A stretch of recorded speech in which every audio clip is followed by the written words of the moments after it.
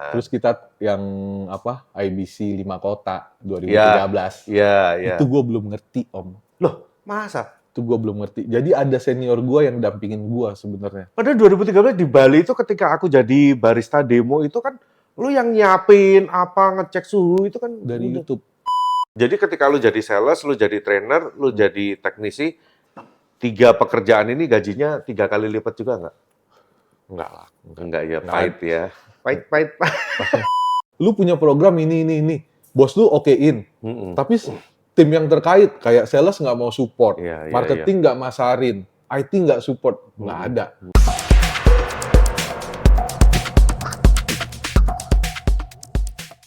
Oke, ini dia Dedi SFM ya, alias siapa ya? Lu ada alias nggak, Det? SFM alias gue. Alias SFM.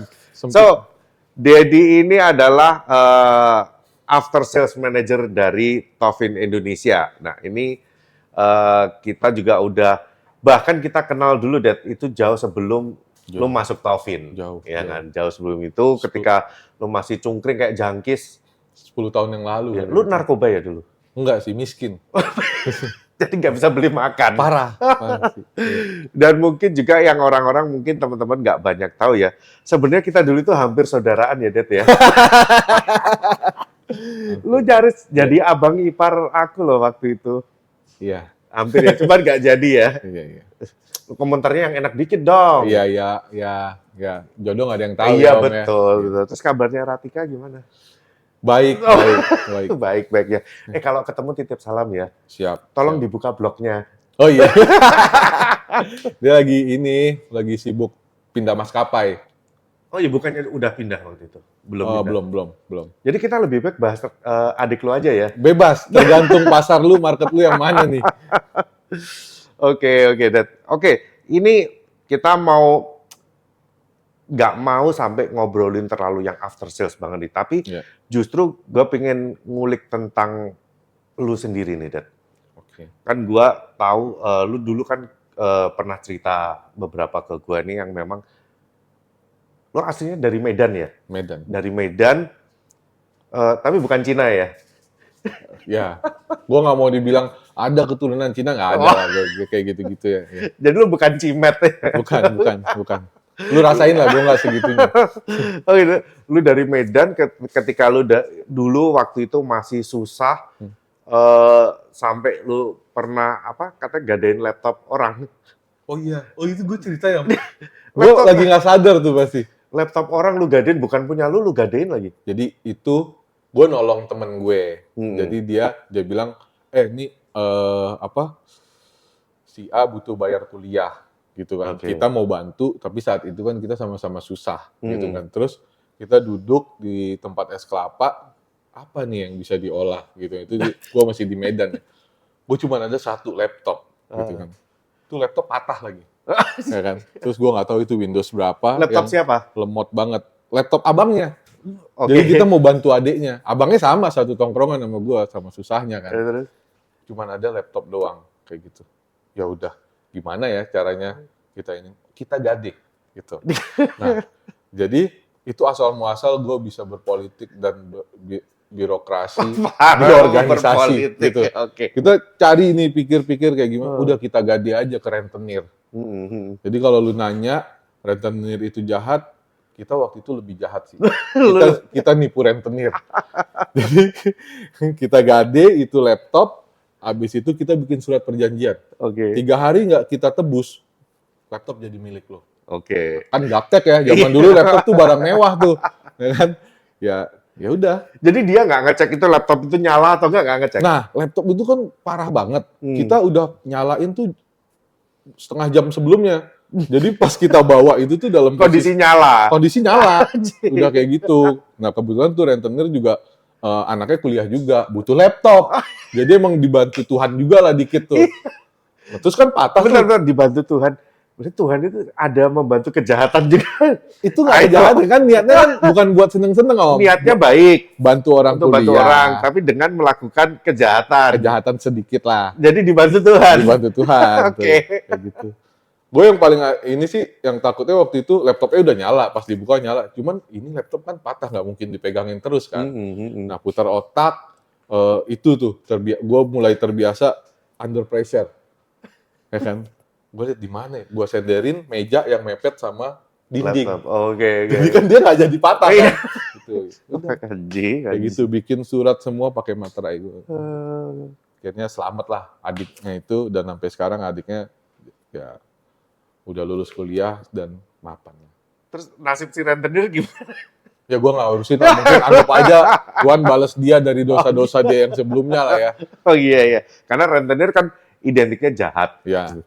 So, jadi dulu sesusah apa sih Dad dulu ketika di Medan sebelum hijrah ke Jakarta? Kalau di Medan susah itu karena gue bandel sih Om. Kayak apa? Ya lu tau lah, baru tamat sekolah gue emang langsung kerja, dikirim keluar kota, Nias, Aceh apa segala macem.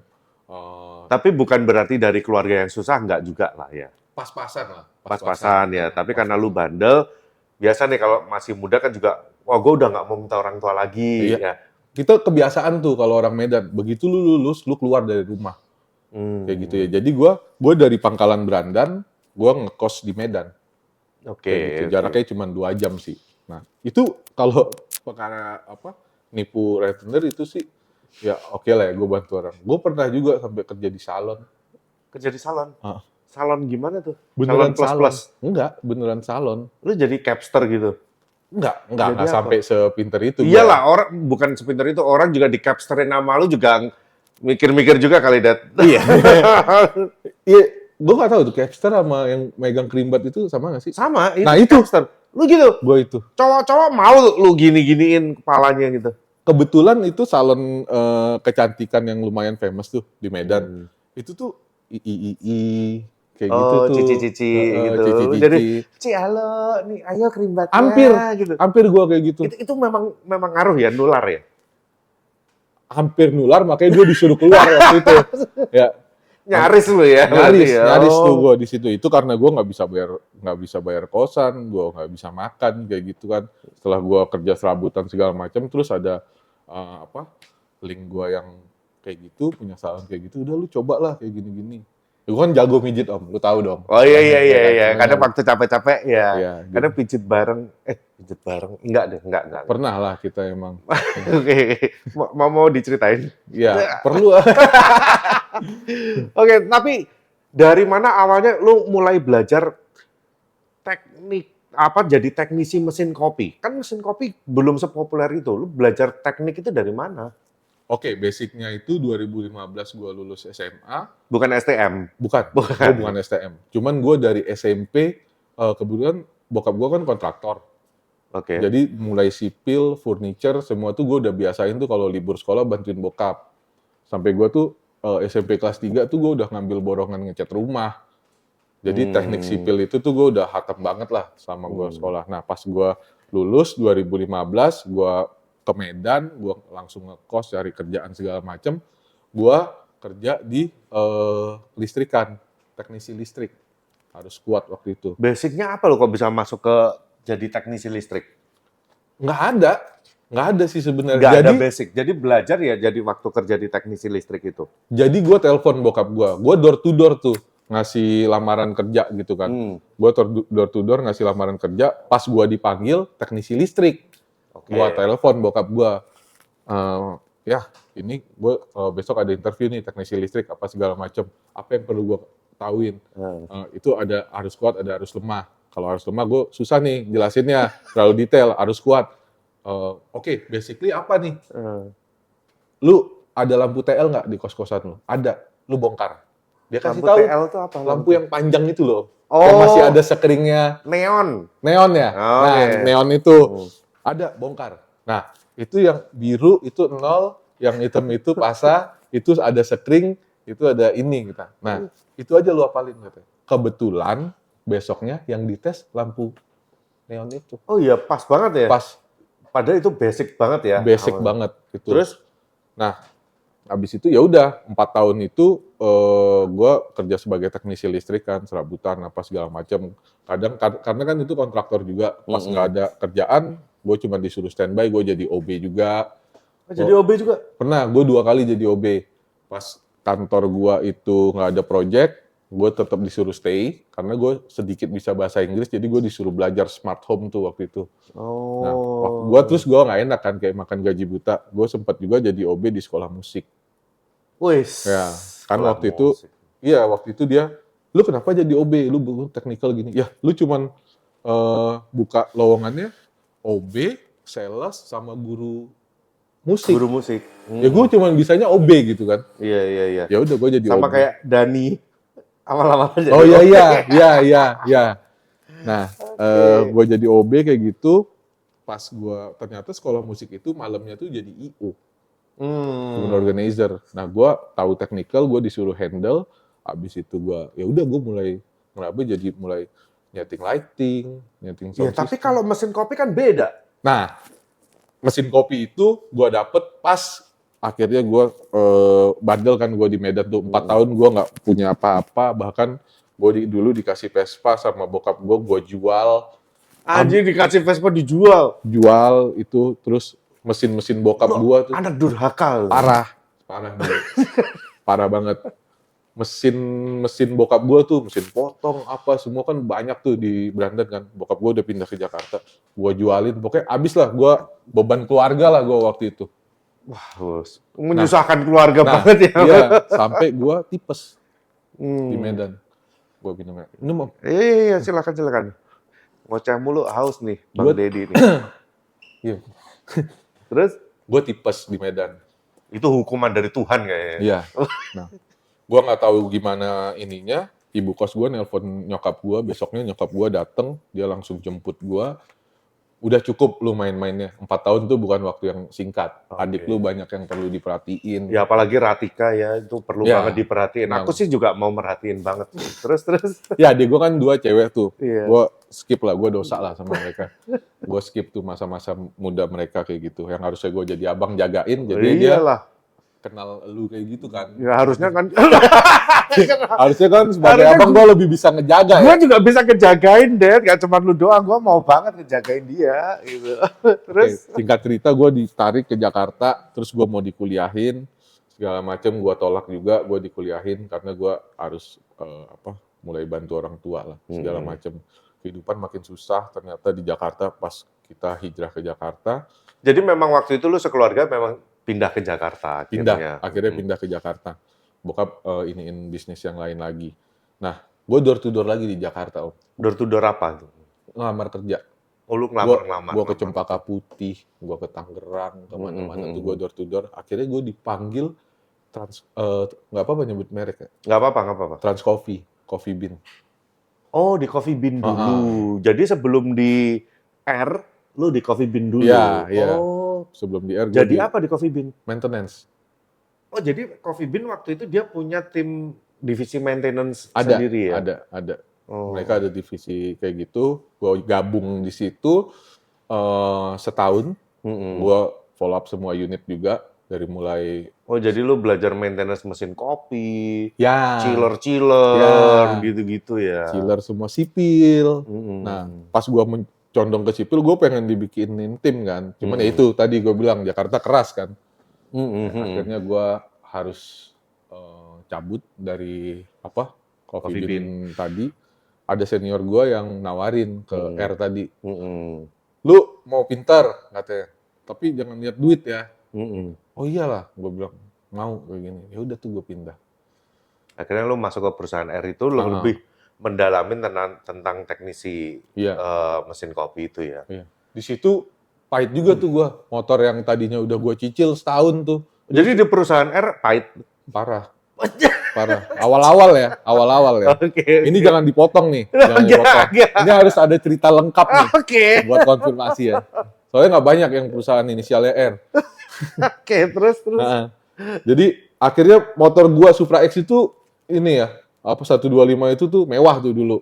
Di Coffee Bean gua udah nyicil itu cuman 2 tahun apa gue ini. Udah setahun jalan akhirnya harus ditarik. Karena income gua nggak sesuai. Gajinya nggak sesuai. Justru lebih bagus waktu ketika di Coffee Bean itu. Iya, jauh. Karena gua lembur terus. Walaupun lu dapat banyak ilmu juga di situ ya. Iya. Itu gue dibeliin lagi tuh Vespa sama bokap gue tuh. Lo masih dibeliin bokap? Second chance gue dikasih bokap gue. Baik banget ya Vespa. bokap lu ya. Iya. Makanya, aduh, papa mertua. Ya. Terus. Jangan gitu dong reaksinya. Iya nggak apa-apa. Kali aja jodoh kita gak ada yang tahu. Gue kedinginan, asli dingin banget. Terus Ya. dibeliin Vespa. Beliin Vespa, udah gue ngerintis lagi dari awal. Itu dulu kalau rokok gue kan masih bawaan Medan nih ya, Surya tuh. Surya kalau nggak Jarum Super tuh gue patah nih, gue lagi ngerokok dipanggil bos gue nih ke dalam. Surya itu dari Kediri, pabriknya gudang garam di Kediri. Iya itu orang Medan banyak itu. Iya. Terus. Panggil bos gue nih, gue taruh sini dong. Patah nih, keluar gue sambung. Oh, sampai segitunya ya, Det ya? Gue ngopi, laler masuk, laler gue buang. Oh, bukan lalernya yang lu makan. Ya maksud gue sesusah itulah. Cuman si R ini tadi tuh kalau gue bisa bilang tuh dia universitas sih Om. Kayak lu bener-bener Belajar ya di situ ya. di situ tuh. Nah, gue itu digembleng lah itu. Di situ jadi teknisi kitchen gue. Oh, sempet di kitchen juga? Awalnya gue ngelamar teknisi Starbucks. Oke. Ya kan, jadi tim Starbucks nih gue kan famous banget dulu, Iya fancy lah dong, Starbucks. Iya. Ditolak. Oh, belum layak. Oke. Itu kualifikasi susah lah gitu. Iya. Terus? Akhirnya gue ke teknisi kitchen, gue belajar kitchen apa segala macem. Terus gue ya itu lembur, kerja ekstra apa segala macem. Akhirnya gue mulai terdetek lah sama atasan-atasan. Gue di-hire, terus gue disuruh support departemen divisi kopi. Ini divisi baru yang spesialis buat kopi. Dan itu akhirnya lu banyak kenal orang kopi. Iya. Ya kan? Terus kita yang IBC 5 kota 2013. Iya. Itu gue belum ngerti Om. Loh, masa? Itu gue belum ngerti. Jadi ada senior gue yang dampingin gue sebenarnya. Padahal 2013 di Bali itu ketika aku jadi barista demo itu kan lu yang nyiapin apa, ngecek suhu itu kan Dari YouTube. Oh, jadi lu waktu itu belum se-expert sekarang? Gue nggak tahu. Karena kan gue teknisi kitchen. Gue cuma berdasarkan logika. Padahal Basic itu teman-teman di kopi itu udah, wah pokoknya teknisi Dedi nih, gitu. Gue sampai sekarang juga omongan Vicky tuh. Gue ngeliat lu dulu ya pakai celana pendek, bawa laptop, teknisi kopi nih terbaik gitu. Gue kosong gitu. Oh, iya. Tapi lu pencitraannya dapet. Dapat. Parah. Oh. Kayak gitu. Jadi lu di situ belajar banyak banget ya di situ. Banyak, mental gue langsung dites kan, langsung gitu. Terus akhirnya lu dapat kesempatan di-hire sama Taufin. Oh belum sampai situ. Oh belum situ? Belum. Itu kan gue jadinya teknisi. Setelah teknisi gue gelutin trainer. Gue beli biji kopi, gue belajar latte art segala macam. Nah mulai naik juga tuh gue ya sama anak-anak kopi, mulai temenan juga. Habis itu udah kantor gue bilang udah lu jadi trainer aja. Jadi teknisi plus trainer. Oh jadi ketika install mesin lu sekalian ngasih training. Betul. Berjalan berapa bulan, akhirnya customer tuh lebih happy beli sama teknisi atau trainer. Karena lu lebih attach juga ke mereka, diajak ngobrol lebih nyambung. Nah, jadilah gua sales juga. Oh juga jadi sales juga. Gua nganter karena udah jadi sales, gua punya mobil kan. Gua nganter. Mobil pribadi? Iya, gua nganter, gua install, gua trainingin. Nah, abis itu gua udah mulai banyak gua bangun tim. Jadi ketika lu jadi sales, lu jadi trainer, lu jadi teknisi, 3 pekerjaan ini gajinya 3 kali lipat juga nggak? Enggak lah. Enggak ya, pahit ya. Pahit. Enggak lah, cuman ya lebih mapan aja lah. Ya, tapi gitu. Ada kenaikan dibandingkan sebelumnya pasti. Iya, pastilah. Kan ngikutin kan, kayak gitu. Nah, setelah itu udah mulai settle nih Om. Settle, udah santai gini. Nah, gue kan nggak suka yang monoton ya. Monoton. Gue cari kesibukan. Nah, gue dulu kan masih musim-musim kayu-kayu dari palet. Oh iya, lu sempet bisnis kayu itu gimana? Nah, gue konsultanin tuh customer gue. Oh kayak gini, gue bisa nih buatin. Lu mau coba nggak? Cuman komit. Gue cuman bisa lu hubungin sama ngerjain proyek lu Sabtu Minggu. Karena Senin sampai Jumat gue di kantor. Oke, terus? Gede tuh Om. Jadi sampingan lu itu juga gede juga? Gede. Dapatnya. Nah. Jadi kafe-kafe itu, klien itu pesan-pesan barang-barang kayu dari itu lu? bukan cuman kafe. Gue udah dapet restoran, gue dapet apartemen, ngisi rumah. Dari cuman kayu-kayu palet-palet gini. Palet-palet gini. Oke. Kan dulu musim IKEA nih, Iya. nongol IKEA, ya kan? Nongol IKEA, gue pengen IKEA gini-gini, gue bisa buat setengah Berarti harga. lu punya tim tukang juga dong? Punya, Oh, punya. sampai begitu ya? Iya. Oh, Ya emang itu jadi usaha sampingan gue yang cuma Sabtu Minggu. Heeh. Nah, project-project yang gue cancel itu tuh kebanyakan ngubungin gue pas jam kerja. Gue nggak suka tuh, karena kan gue komit sama kantor gue. Terus? Nah, bos gue dulu baik. Dia ngasih pandangan gitu. Kalau sampai bisnis lu, sampingan lu. Kalau yang baik disebutin dong. Iya. Siapa? Bapak Nicholas Widianto. Niko ya? Ya. Gue udah lama banget loh, gue ketemu Niko itu ya cuman waktu kompetisi, waktu sponsor dari situ, setelah itu udah nggak pernah ketemu lagi. Iya, iya. Terakhir gue cuma tahu dia sering posting dia tinju. Oh, udah lama tuh. Sekarang dia jadi YouTubers juga. Oh iya? Iya, jadi YouTubers. Udah nggak main tinju lagi dia? Udah nggak. Oh, Hijrah udah. juga, hijrah. Terus? Nah, dia support lah. Support gua kayak gitu-gitu. Terus dia bilang, kalau emang usaha lu lebih baik dari penghasilan itu, ya kalau lu ngerasa bisa dikembangin, Kenapa enggak? hitung-hitungannya kayak penghasilan lu dari sampingan lu udah 2 kali lipat dari penghasilan tetap lu yang ada di sini. Lu jalan sama usaha lu. Gitu. Nah, gue putusin, gue resign. 6 month notice tuh gue resign. Wah, nekat loh. Nekat gue resign. Dan itu ibaratnya lu kalau bisnis sendiri kan kadang nih ya, pendapatan belum pasti. Ya kan, sedangkan kalau ikut orang, perusahaan masih dapat pasti. Lu berani untuk menghilangkan pendapatan pasti lu nih. Iya, karena kebetulan gue dapat project itu tuh bisa ngasih makan gue dengan mewah selama 1,5 tahun atau 2 tahun lah. Makan mewah itu tiap hari steak itu terus. Iya, pokoknya happy lah. Gue Oke. ngongkang kaki gue tuh dengan project yang waktu itu.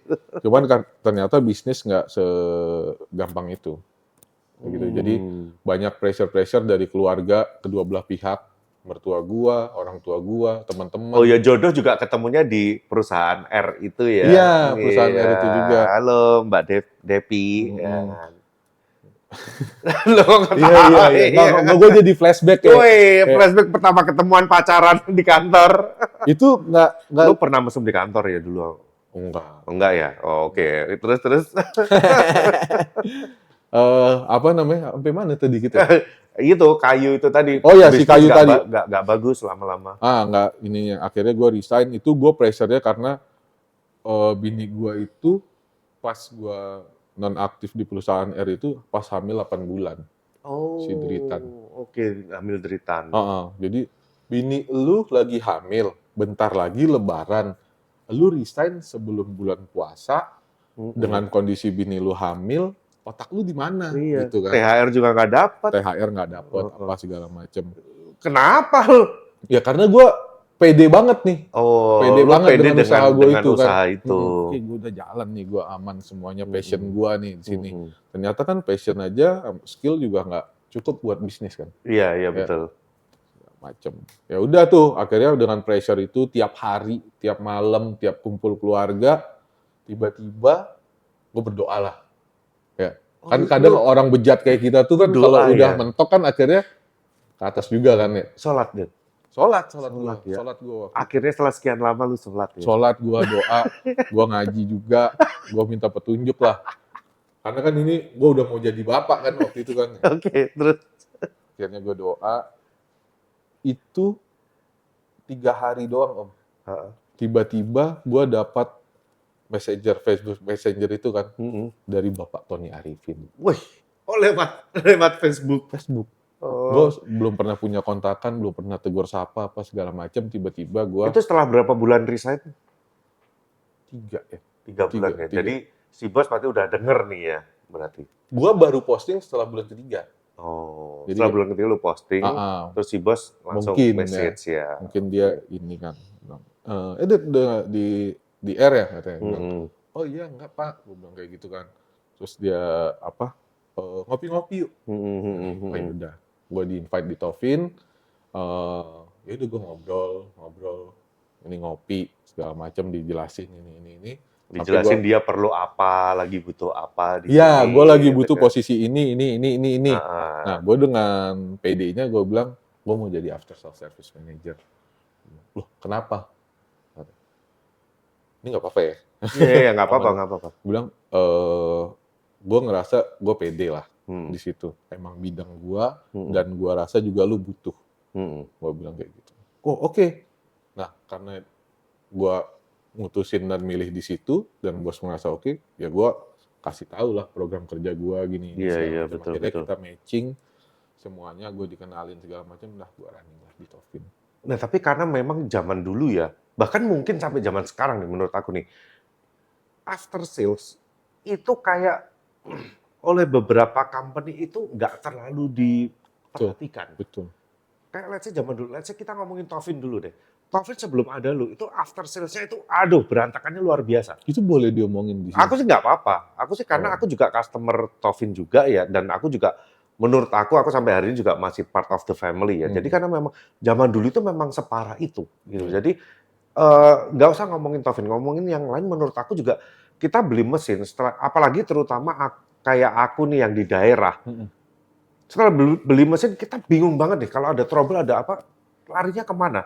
Akhirnya yang kita yang di daerah ini kita banyak cari koneksi ini teknisi lepasan, teknisi freelance. Oh dulu pernah dari sini, pernah dari oke kita kenalan, baik ya kita ambil nih, panggil tolong dong kita mesin kopi, kita rusak atau apa nih. Nah sedangkan kalau mama kita beli dari perusahaan tersebut kadang itu ada aja, apalagi kalau yang di daerah itu jangkauannya kan susah kan. Jadi kadang sistemnya kita kalau minta datengin teknisi gimana itu masih belum ada sistem yang pasti gitu loh.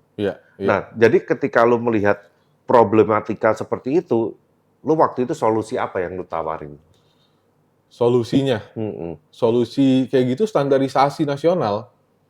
Di mana tuh standarisasi nasional tuh? Oke, jadi sebenarnya dari dulu tuh gue punya ide-ide ya. Cuman karena keterbatasan gue untuk ngaplikasiin ya gue kan terlalu jauh sama owner. Nah kebetulan di Tovin itu gue tektokan langsung owner. Ya owner itu kan semua pinter ya.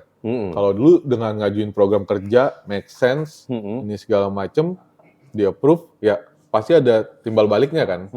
Ya, gue jadi ajuin ke bos, kita tuh harus gini. Tovin ada berapa cabang?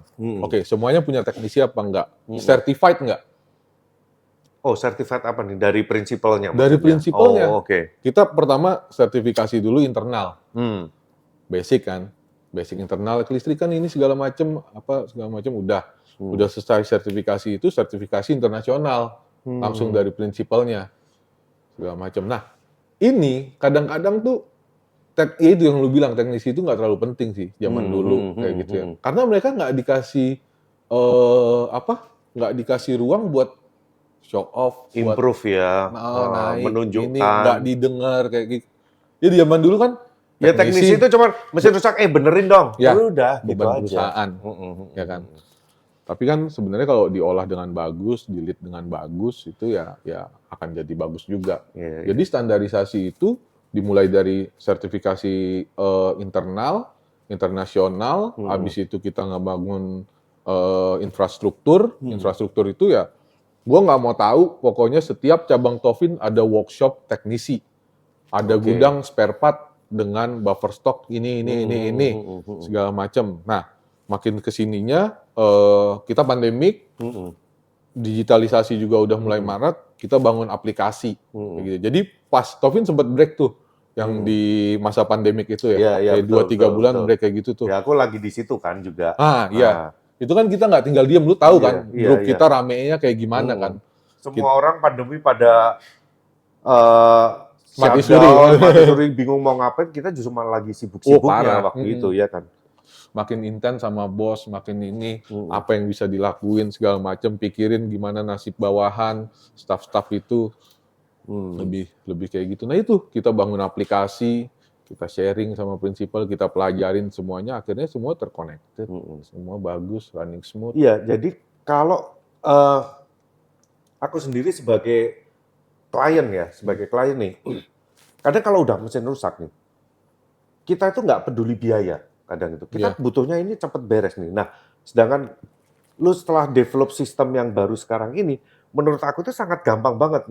Jadi tinggal gua kontak cabang, ya kan, either itu telepon langsung ke sales atau apa, atau disuruh lewat chat itu ya, CST. CST. Client Satisfaction Technician. Nah, Customer Satisfaction Technician itu mesti lewat chat itu dulu, tapi semuanya jadi jelas. Oh, schedule kapan, biayanya untuk visit berapa, ya kunjungan kan berbayar nih kalau luar kota nih, di luar transport apa itu. Oke, itu masih make sense, tapi kita jadi tahu jadwalnya kapan dan estimasi biayanya berapa. Oke, cepet ke sini hari ini, oke langsung dijadwalin. Jauh lebih gampang gitu loh, daripada kita bingung, wah nyari kemana ya, hubungin siapa ya. Zaman dulu kan susah banget gitu loh. Susah. Tapi kita cuma ngandelin koneksi kita di sama-sama orang kopi aja kan. Jadi menurut aku ketika lu ngebangun ini membantu banget sih itu. Breakthrough yang mungkin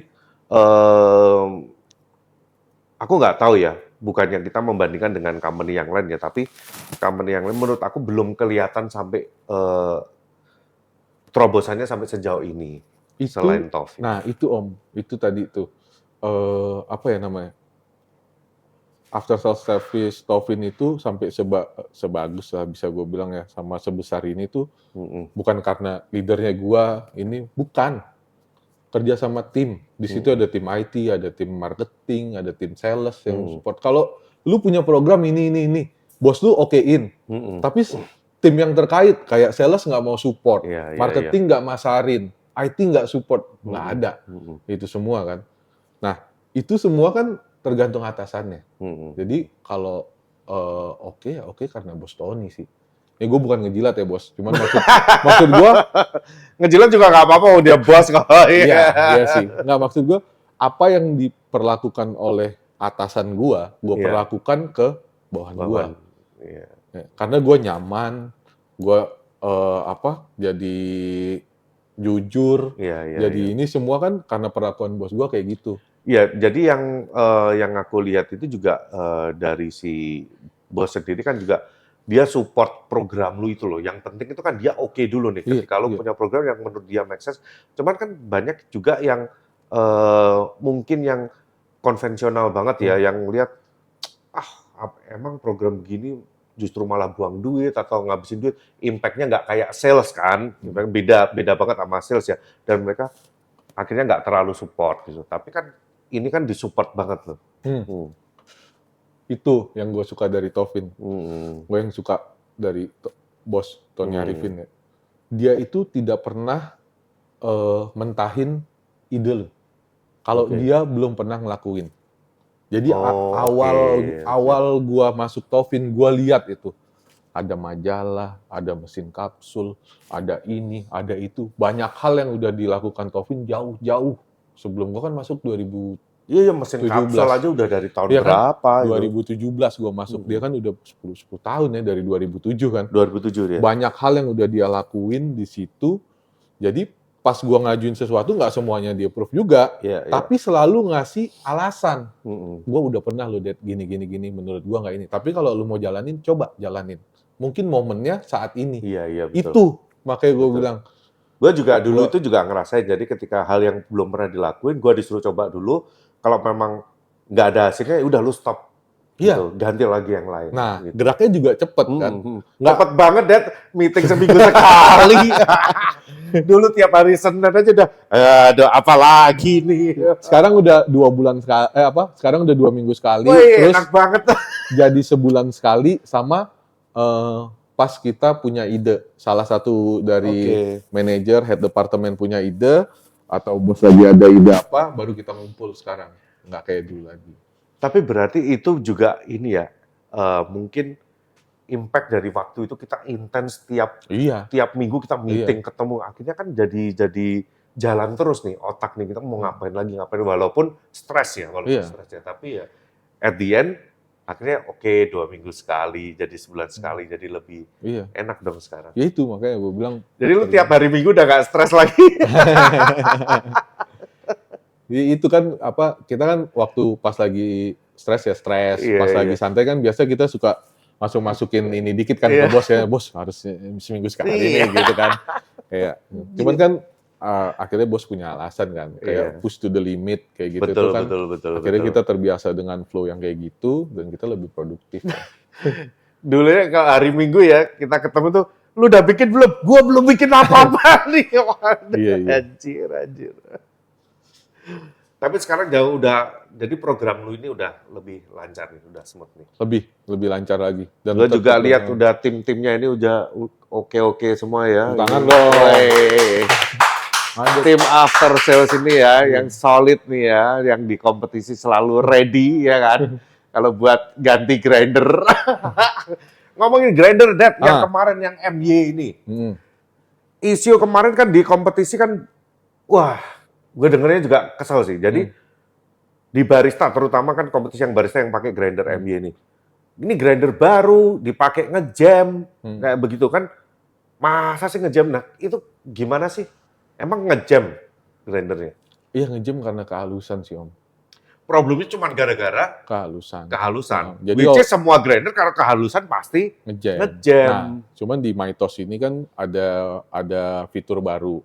Fitur baru itu tuh kalau dia overheat, dia akan safety thermonya akan bekerja dan dia akan resting dulu tuh selama 30-40 menit kayak gitu. Oh lama restingnya. Iya, buat ngejaga kan supaya motor nggak rusak. Nggak overheat. Iya, kalau udah motor rusak lu tahu dong harganya berapa. Iya, betul. Jadi ini adalah sistem security-nya sebetulnya. Sebenarnya kita udah jalanin prosedur yang kayak pas kita sponsor, kita kan jelasin ke juri, ke panitia, bahkan ke barista, cara gunainnya seperti apa, fiturnya apa aja, mana yang nggak boleh kita nonaktifin, segala macam. Kan juga ini udah dipakai tahun lalu kan. Iya, dari tahun lalu juga nggak ada kendala kan. Maksud aku gini, ketika si barista itu perform, dia ngalami kendala seperti itu. Nah, sebelumnya kan dia ada kesempatan buat di prep room kan. Apakah di prep room itu lu nggak ada teknisi yang ready untuk ngebantu si barista itu sih, sampai barista itu nggak tahu cara pakainya atau gimana? Udah. Teknisi gue di situ ada 2 yang standby. Di preparation room sama di stage kan. Kalau ada kendala technical atau kayak gimana kan. Ya nggak ada request ke kita gitu. Request nanya maksudnya? Entah itu nanya, minta pertolongan. Kalau yang kayak tahun lalu kan, tolong ini dong. Bahkan ada yang, tolong settingin dong. Starting dari gimana. Oke. Karena grinder yang di prep room itu sebenarnya yang dibawa ke stage kan? Iya. Jadi harusnya apa yang mereka udah setting di situ, nggak ada masalah dong. Dan by rules juga kan sebenarnya kalau lu nggak oke nih dengan grinder yang ini, lu bisa ganti waktunya nggak berjalan kan. Kalau emang itu masalah teknikal. Iya. Nah tapi kondisi yang kemarin-kemarin ini nggak ada yang nanya atau apa gitu? Nggak ada sih. Jadi yang problem di stage ngejam itu memang di prep room memang nggak nanya? Nggak nanya. Terus nggak minta ganti juga. Kayak gitu. Jadi dia nggak minta ganti ya kita nggak tahu lah. Dia sama Tuhan doang yang tahu. Kan? Jadi ketika itu si grinder itu dari stage itu akhirnya ditukar, diganti, lu cek itu nggak ada masalah sebenarnya? Itu grinder yang ngejam tadi, itu setelah cooling down, gua naikin lagi ke prep sama ke stage. Dan dipakai juga sama yang lain ya fine? Iya. Dan gua tanya sama teknisi gua yang in charge tuh kayak, dari 24 peserta tuh ada 3 kan yang ngejam kayak gitu kan. Hari pertama 1 sama hari kedua 2. Kayak gitu. So jadi ini kita perlu kasih message juga nih buat barista-barista yang mau ikut kompetisi nih. Karena teknologi ini kan cepat banget nih berkembangnya. Dan ketika di kompetisi, sponsor ini bisa ganti-ganti. Kita juga nggak tahu nih, apakah tahun depan tetap pakai MY atau pakai produk lain. Tapi yang pasti akan ada teknologi baru yang mungkin barista belum tahu. Nah, saran lu gimana nih supaya mereka nggak ngalami kendala di stage? Kalau menurut gue, yang pertama pasti 1 baca rules. Yang kedua, ya lihatlah sponsornya apa. Ini kan lu komunikasi. Jadi ya, lu well prepare lah. Jadi jangan cuma fokus sama produk lu aja gitu, sama si coffee-nya aja. Alat yang lu gunain kan lu banyak lah yang effortnya sangat-sangat maaf nih Om ya, juara itu dapat duitnya berapa sih Om? Apa bisa sampai beli mesin? Cuman kan effort barista yang mau membawa kopi Indonesia ini atau barista Indonesia ini maju ke sana kan segitunya kan? Iya. Dia nggak bisa beli mesin, dia bisa sewa. Betul. Nggak bisa, dia bisa minjem gitu. Itu tergantung orangnya masing-masing sih. Kayak makanya lu ada yang rules kan memperbolehkan bawa grinder sendiri. Betul. Ya kan? Lu bisa pinjem, bisa beli. At least ya sebagai contoh nih kita tahu kompetisi ini grindernya pakai MY nih, which is Tovin nih ya. Nah kalau seumpama kita sebagai klien Tovin kita mau ikut kompetisi kan kita juga bisa kontakkan sama salesnya atau siapa yang sering hubungan. Gue butuh trial nih grinder ini karena gue nggak punya. Itu juga dikasih kesempatan nggak sama Tovin? 2018 itu Tovin open class reserve. Kita sediain Black Eagle, Mitos, BWT semua sama training room itu tuh buat mereka latihan. 2018 yang mesin warna-warni waktu itu ya, Black Eagle, ya kan? Itu kita fasilitasi kayak gitu. Makanya sebenarnya nggak ada salahnya sih lu kalau berteman berbisnis dengan Tovin sih kalau menurut gue ya. Ya at least whatever siapapun nanti yang akan jadi sponsor atau apa ya, lu harus bina hubungan dengan yang mereka juga nih. Iyalah, ya. Jadi ketika kita tahu kompetisi berikutnya pakai mesin ini, pakai grinder ini, dan kita belum tahu cara pakainya. Ya, lu deketin, baik-baikin, at least jadi klien dulu, terus kemudian ya lu bisa minjem, bisa dapat boleh pakai untuk experience gitu ya. Waktu kita full support yang IBC 2018 itu, lu bukan customer Tovin pun, kalau lu ikut IBC, lu boleh datang. Oh, sampai segitunya? Malah kita woro-woro kan, woro-woro di Instagram, kita invite masing-masing segala macam. Kayak waktu itu ada yang, oh iya nih, gue mau latihan nih Tovin, oke ada waktunya segini. Besoknya mau latihan lagi, nggak ada masalah kalau ada slot kosong. Gue pakai airnya gue bawa ya, kasih airnya buat lu latihan di cafe lu kayak gitu-gitu sih.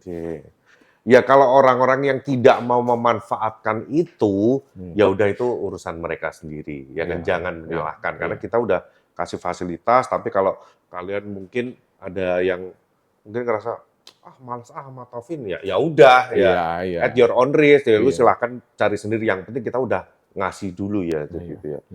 Jadi yang penting ketika di prep room atau apa jangan ragu buat nanya ya. Iya karena kan di rules juga mungkin karena teknisi masih diremehin kali, Dad. Ya ketika di prep room yang standby kayak begini-begini ya, tampangnya kan nggak meyakinkan nih. Bukan barista terkenal. Gue udah barista yang mau perform di kompetisi. Masa gue minta tolong sama kroco-kroco ini ya kan? Karena mungkin teknisi masih dipandang diremehin begitu. Berarti kan mentalnya bukan mental juara, Om. Betul. Ya. Bisa jadi. Teknisi gue itu, Om ya. Kayak nggak apa-apa nih, yang bagus-bagus kan sebut nama. Iya. Dia respect tuh sama Jasin, Yesi, ya. Kenapa respect sama mereka? Ngelihat Jasin masih ngangkat-ngangkat grinder, nyiapin Yesi buat kompetisi. Yesi masih ngangkat-ngangkat box apa segala macem. Terus nggak malu gitu. Maksudnya nggak gengsi buat nanya, kenapa ya grinder kayak gini. Nanya ke teknisi. Nanya. Juara lo itu peringkat 4 dunia ya Jasin kemarin. Iya. Nah, 4. Iya kan? Jasin 4 dunia. Peringkat 4 dunia. Kemarin nanya, bro, kenapa bro ngejam gini-gini? Kalau menurut gue ini ya, gini. Sharing. Nah, maksud gue, ya itu mentalnya tadi kan. Iya. Menurut gue. Gini, mungkin ya teman-teman barista ini, mungkin yang baru-baru ya, mungkin nggak paham bahwa teknisi ini, mereka dapat pelatihan ini dari prinsipal. Dari yang menciptakan mesin ini. Jadi otomatis teknisi ini jauh lebih tahu daripada si barista.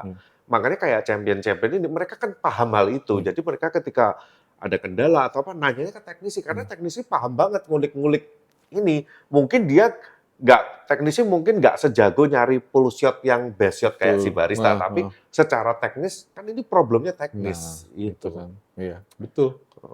Kayak lu lihat nih sekarang kayak yang orang-orang kopi yang jadi Vicky, habis Aga, terus yang dari Surabaya siapa tuh? Ini Arif. Sampai sekarang terbina baik, nggak malu bertanya. Karena zaman dulu itu kita ada apa-apa ya, Dad ini gimana Dad? Itu yang ditanya selalu lo ya. Dan itu mereka sampai sekarang dan terbukti kan mereka juara-juara di bisnis ini gitu kan. Betul. Jadi jangan meremehkan teknisi ya kan. Ya kan semua punya bidang masing-masing lah ya. Walaupun ada teknisi yang ngeselin, ada ya kan. Dipanggil, ini grindernya kok begini gitu. Oh iya, ini emang produknya begini lah. Kesel kan kayak begitu. Dia nggak bisa menyelesaikan masalah, ditinggal gitu aja. Kan pernah kejadian dulu. Iya kan, dipecat terus. Aduh. Jadi banyak ya, akhirnya memang teknisi after sales ini memang sebenarnya memang nggak kalah penting dibanding sales. Iyalah, Gitu. semua part of this business pasti penting lah sebenarnya. Mhm. Cuman ya memang masih banyak yang memandang ini ya sebelah mata untuk teknisi itu. Lo nggak apa-apa deh dipandang sebelah mata gitu. Nggak Det. apa-apa, gue cuma nunjukin motor teknisi gue Wah, apa, teknisi gue punya tapi mobil apa. kalau zaman dulu nih ya kita lihat ya memang beda loh. Ada zaman lu aja. Lu aja juga sebagai teknisi lu dandanan lu juga acak adul gitu kan dulu. Iya. Nah, Tapi sekarang lo kagak Iya. lo, Det. Beda lo, Det. Nah, itu tuh apa yang gua rasain yang nggak bagus, gua nggak pengen anak-anak gua ngerasain itu. Iya. Makanya gue selalu support kalau lu udah lagi dapat komisi, sepatu lu ganti jelek banget, sepatu lu palsu kayak gitu, motor lu jelek banget gini segala macam. Contoh nih ya, gampang nih. Mesin problem nih panggil, Joni datang. Weh, Parlente. udah pakai Ninja, Heeh. ya, udah jaket apa, klimis. Ini teknisi zaman sekarang gini banget ya. Iya. Udah keren-keren. Jadi yang merasa belum keren, guys. Ya, si Haki ini ya masih, wah udah tapi Iya. nggak apa-apa, dia punya karakter kalau Haki ini. Tatoan tapi Terus emang kenapa kalau tatoan? Gua enggak nih. nilai lebih ya, lu kan legend. Lo mentang-mentang baru. Ini gue sengaja deh di sini kayak gini biar dibahas nih. Pantesan nih, minta sebelah sini nih supaya Iya. tato kelihatan nih. Tato juga baru, belum setahun. Belum. Ini banget ya, Victoria Arduino. Nah, ini ngomongin tato Victoria Arduino Oh nih. iya, mau dibahas tato. Iya. Gimana coba, lu mau cerita apa soal tato? Ya setengah karir gue tuh dia udah ngasih makan gue juga sih. Wah, setengah karir Ya hidup kan lo gue ya. jualan VA tuh ya dari jauh sebelum VA seenak sekarang kan jualannya kan Simonelli. Itu kan dulu kan gue duluan kan jualan di sana. Loh, tapi ketika di R itu emang pegang Victoria Arduino? Black Eagle pertama di Indonesia, ya itu gue yang jual. Oh, tapi kok nggak kedengeran ya kalau mereka pegang VA ya? Yang dengernya ya Simonelli doang. Momen.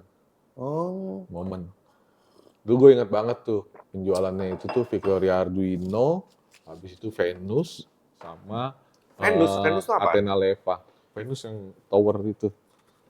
Oh, itu juga ada yang beli. Ada. Oh. Oke, terus jadi apa lagi nih, Dad? Oh, gue say thank you lah sama Om Billy. Wih, udah sama-sama lah, Dad. Udah notif after sale service. Loh, karena buat aku ini penting.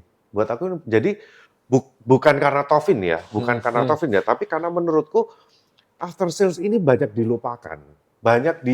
Bukan dilupakan, tapi kayak dianggap nggak terlalu penting. Padahal tapi menurut aku penting banget gitu. Karena sebagai pelaku bisnis ya. Pelaku bisnis sebagai klien di daerah-daerah ini kita sangat butuh banget after sales yang jelas nih. Jadi untungnya bukannya kita mau ngasih resep ke kompetitornya Tovin enggak, tapi apa yang dilakukan Tovin ini bisa jadi contoh buat yang lain juga nih sebenarnya. Iya. Harus fokus ke divisi after salesnya kalau memang mau survive di bisnis ini gitu. Iya sih. Emang kalau dibandingin sama yang dulu ke sekarang tuh kayak sekarang kita juga mulai main TikTok, mulai main Instagram, Walaupun nggak ada yang nonton. Itu lumayan loh. Inian kita serius, lumayan sampai kayak prinsipal juga notif kan kayak ini oke lu kayak gini-gini kayak gitu. Gue sampai khususin satu orang tuh buat mikirin konten-konten itu. Oh, jadi kerjanya cuma bikin konten doang di akhirnya. Servis kalau dia belum bisa produksi konten dia tetap servis ke lapangan. Ya kan dipandu sama marketing kita kan, diajarin. Nah, terus strategi lu untuk menjangkau daerah-daerah yang jauh dari cabang-cabang Tovin itu gimana, Dad? Gue akan perbesar sih infrastruktur after sale service. Kayak gitu. Itu memang masih problem sampai hari ini ya? Nah, gini. Kalau lu mau memperbesar sesuatu itu kan semua ngikutin ya, infrastrukturnya apa segala macam. Nah, itu kan butuh duit yang nggak sedikit ya.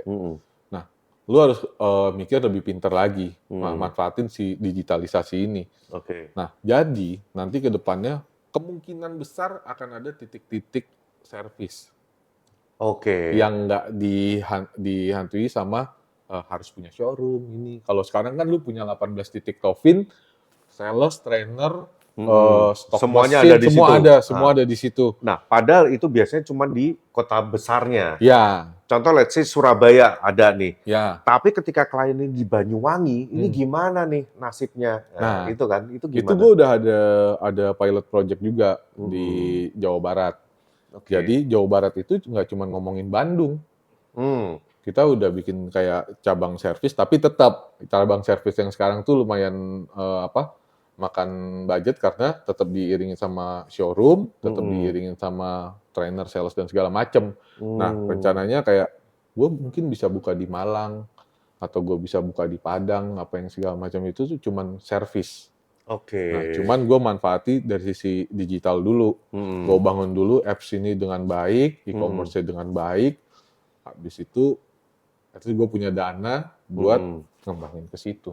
Walaupun itu kita juga belum tahu nih apakah seefektif apa, tapi itu jadi pilot project dulu yang mudah-mudahan bisa jalan ya. Nah, itu yang nggak bisa di sini. Maksudnya, lu nggak bisa bikin suatu pilot project yang coba-coba. Presentasinya 50-50. Oh. Makanya gue siapin dulu semua tools ini. Gue ini sedang berjalan sih. Lu bangun pondasinya dulu supaya ini nanti memang harus jalan. Jadi kayak gue kan nggak mungkin ngasih teknisi stok spare part di satu daerah tanpa ada customer.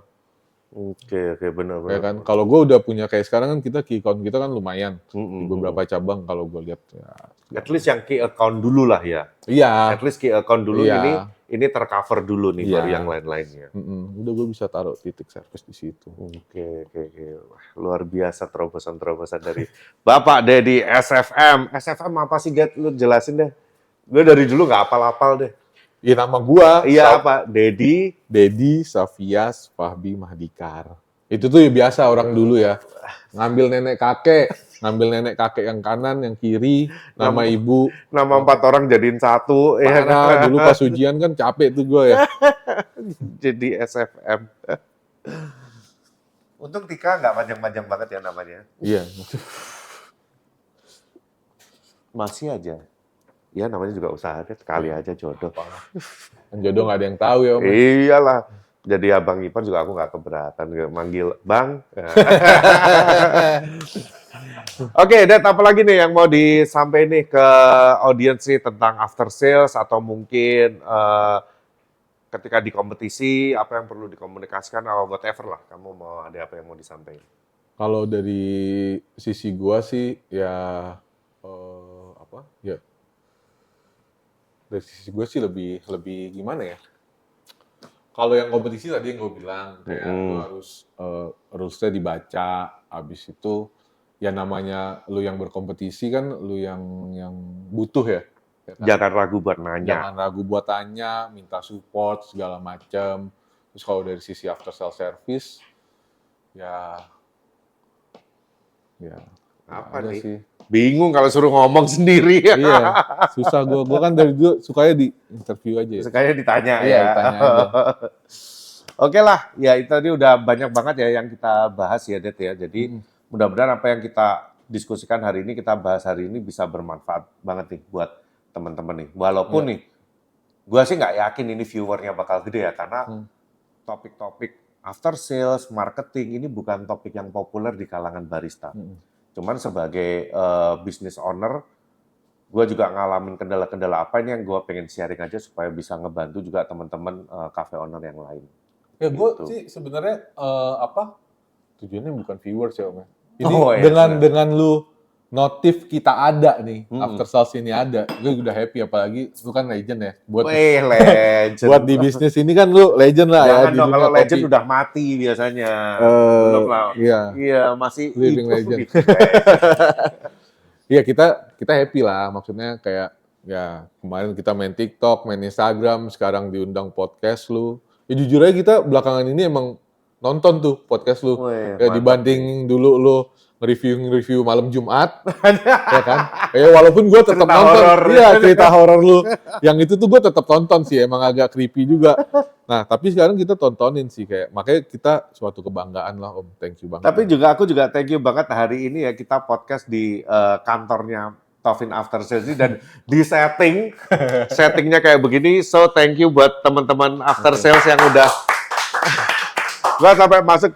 ini studio vintage atau tempat after sales ini keren banget nih. So di sini kita ada Jack Hanna. Wah, gila nih. Jack Hanna mungkin banyak barista sekarang yang nggak tahu ya. Jack Hanna ini dulu pernah jadi ambasadornya Toffin Syrup. Jack Hanna ini adalah latte art, juara latte art tahun 2007. 2007. Ya, banyak yang belum lahir tuh 2007 ya. Nggak apa-apa, ini buat kenang-kenangan Om Jack Hanna. Ya. Oke, kita closing ya, Dad. Oke, thank you, Oke, Om. thank you teman-teman udah menonton episode kali ini. Mudah-mudahan bisa bermanfaat buat semuanya dan sampai ketemu lagi di episode berikutnya. Salam No Cincong.